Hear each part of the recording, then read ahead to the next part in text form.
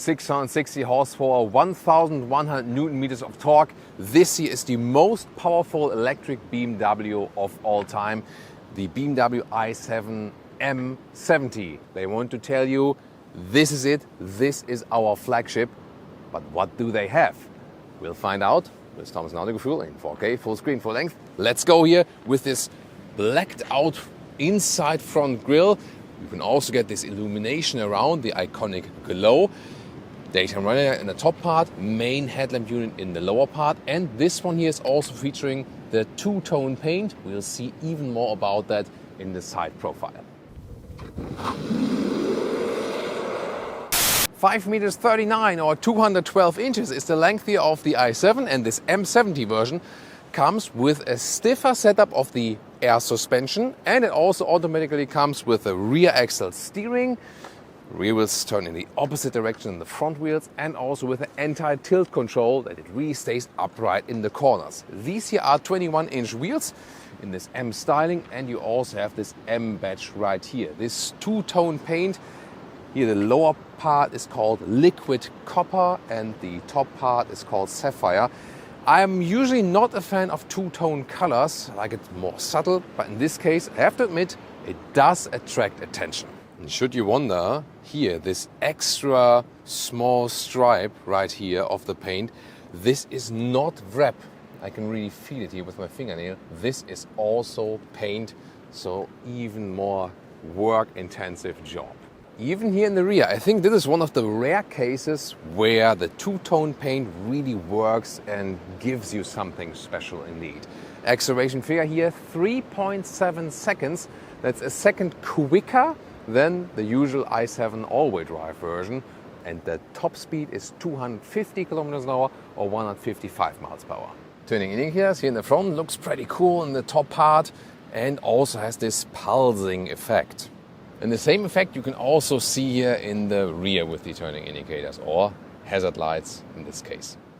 Recharging, there's a nice cover here for the AC and DC port, and in optimum case you can get some 34 minutes, 10 to 80% state of charge for this 102 kilowatt hour net battery. And to our experience with the i7, recently also tested on the German Autobahn, you can score some 500 kilometers or 300 miles of the pure electric range. What you can also do is use this remote parking. So when there is like a very narrow parking spot or something, you can ease the car out remotely.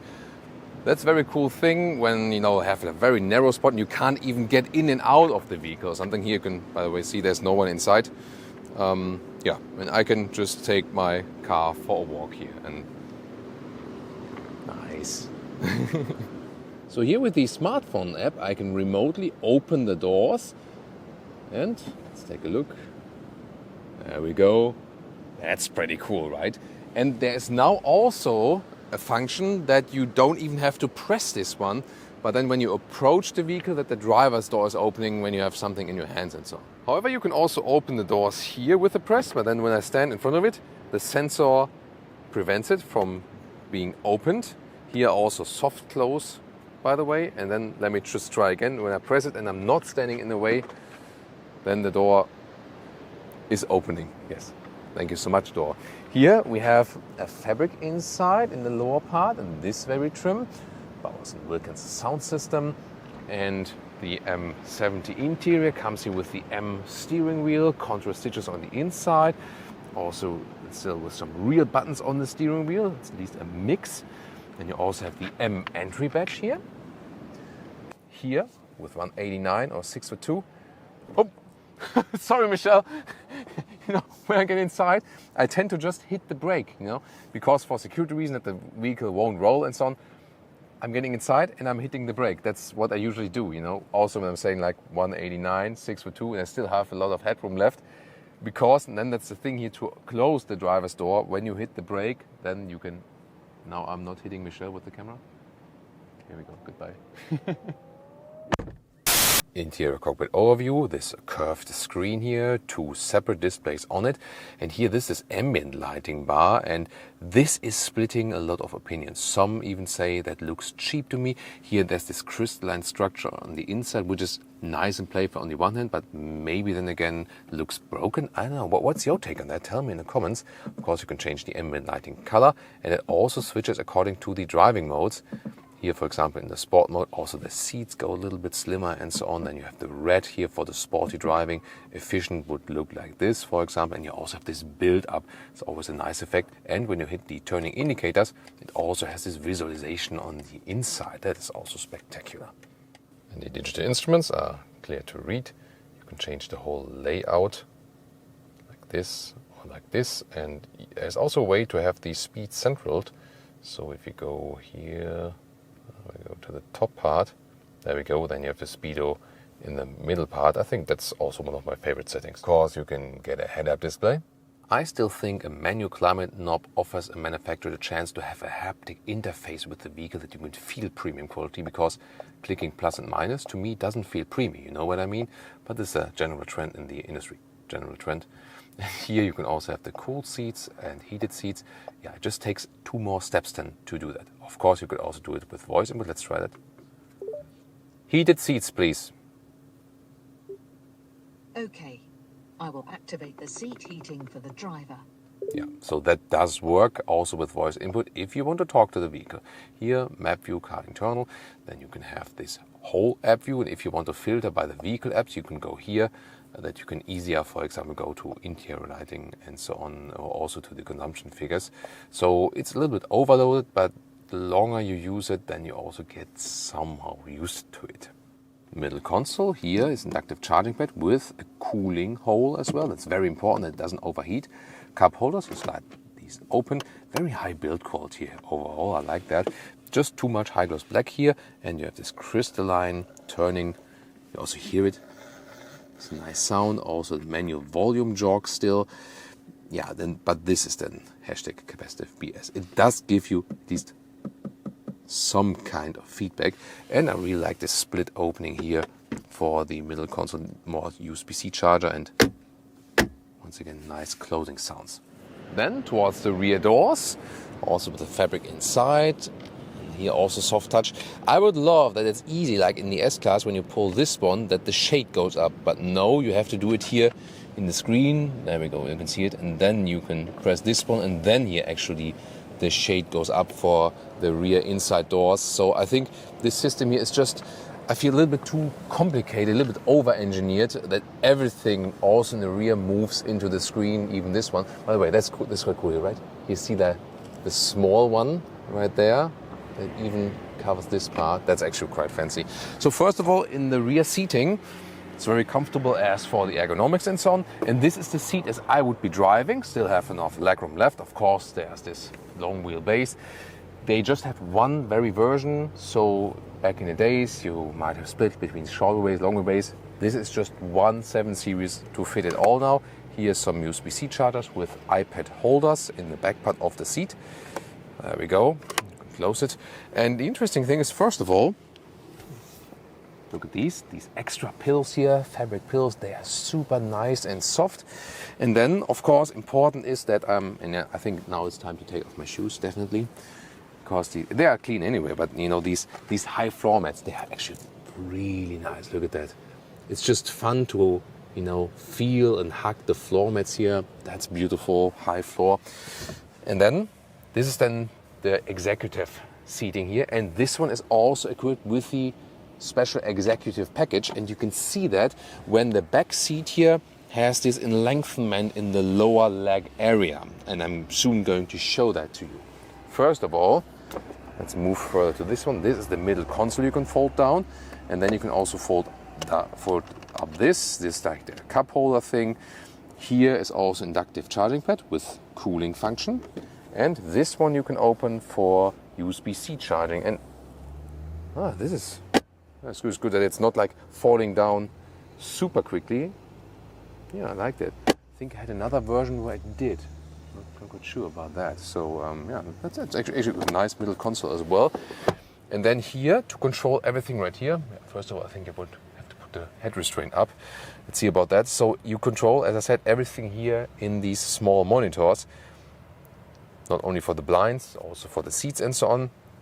I mean, what's also cool that they can at least have a close all or open all. So when I, for example, go for open all, also here this top shade opens. You can see it's a fixed glass roof, and you can have this shade and it rolls in the front. So in the rear you still have headroom. This one here is the optional widescreen for the rear seat entertainment. Also soon more details to that. And of course there's also a shade in the rear, and I can also separately press that here in the monitor, and then we go with the shade in the rear. So that blocks a lot of the sun then out. Then let's take a look at the seat controls right here, adjustment. So the easier thing is, of course, I have one button here actually to set the lounge position. And then you can see this front seat is beginning to move forward. It takes a while, but you can just relax during that, and yeah, maybe like enjoy the high floor mat when you have taken off your shoes, because that will be very crucial at this moment. Very interesting, by the way, I have compared S-Class and 7 Series before. Oh, now the lower part also goes up. And the visibility from the driver's seat to the side mirror here is better possible because the seat goes more forward even for the driver. That's also an interesting aspect.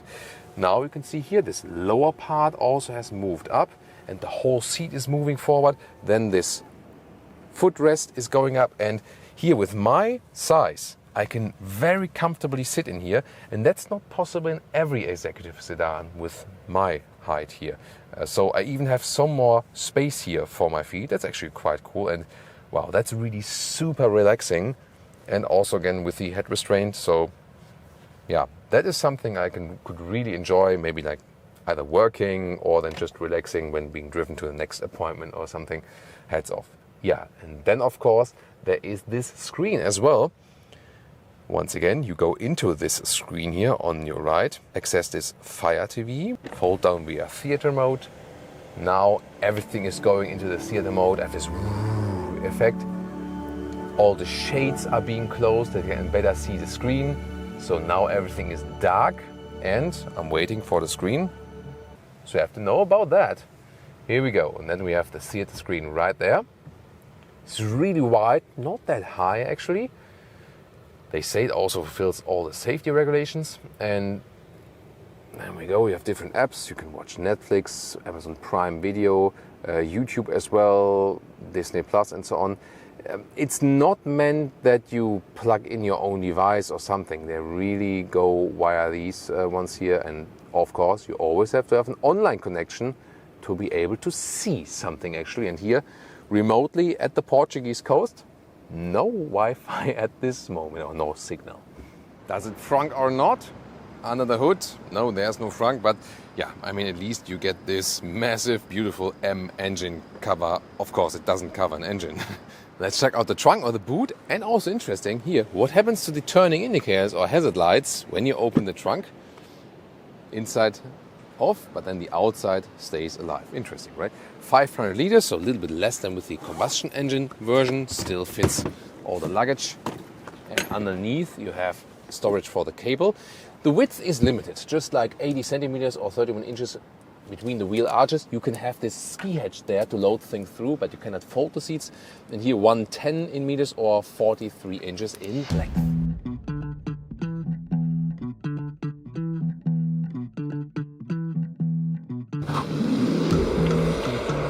Here we start with the launch control, brake with the left foot, and then I hit the throttle with the right foot. Everyone get ready. Let's see about this acceleration of this spaceship. Let's go.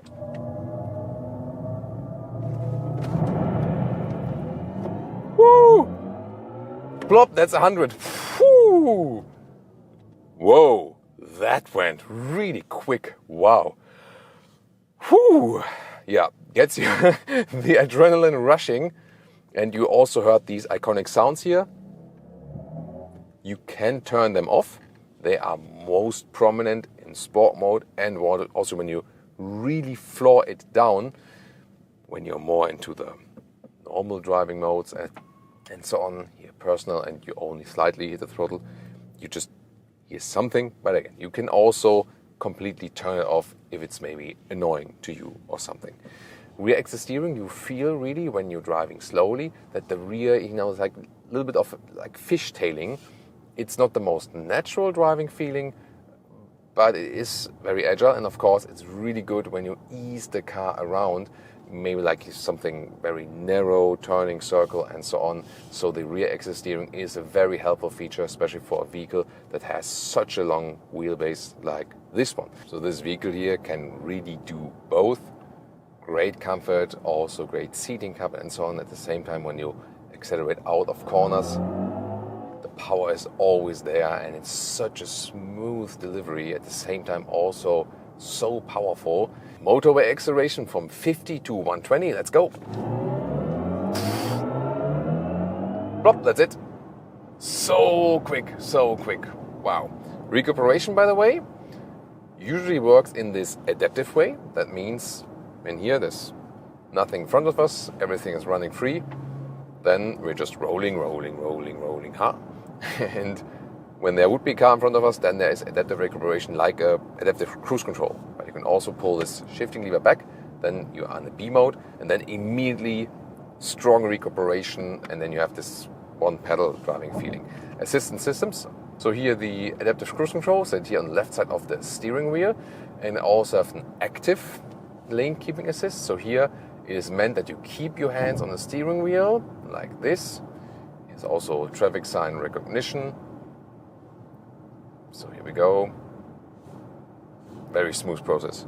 So I think very elaborated assistance systems, and there's also an automatic lane change possible. So let's see here. There we go. I initiated it myself with this indicator stalk. And there we go. So I did not do that myself. The car basically did that to me. Overall on the motorway, so silent, such a, I always call it sovereign ride. You feel like you're basically king of the road. Everything is smooth and comfortable. Bumps, no problem at all. At the same time, super silent, great noise insulation. So as for long-term comfort, there's hardly anything that is better. And now the chauffeur driving part here. Michel has taken the driver's seat, so he's driving me now. Yeah, very kind of him, isn't he? So yeah, it's really comfortable here, also in the normal position. Interesting is definitely when you are at lower speeds, then you also feel the rear exit steering even more as a passenger. Here at, like he's driving at 80 kilometers an hour now, like 50 miles an hour, then you also don't feel something from the rear exit steering.